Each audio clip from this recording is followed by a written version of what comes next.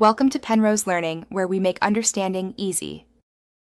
You'll start by confirming permissions and grabbing the exact Pinterest widget code from your account. Open the page or theme file where the widget should render and paste the snippet into the correct HTML container. Make sure it's not inside comments. Once done, confirm your site runs on HTTPS so the browser won't block external resources. You must also disable any page caching temporarily while testing, because cached HTML can hide changes. Now you'll inspect the page with developer tools. Look at console for JavaScript errors and network for any failing requests to Pinterest.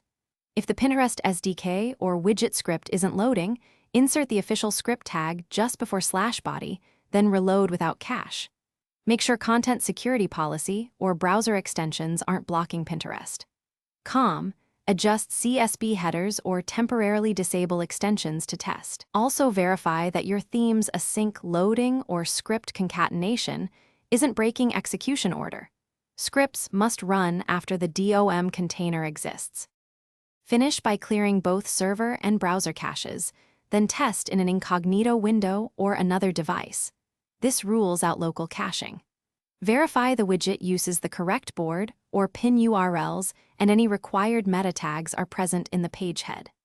If it still won't appear, recreate the widget code from Pinterest, update or revert your theme to rule out conflicts, and capture console errors to share with Pinterest support. One key tip: always test after disabling caching and extensions to isolate causes.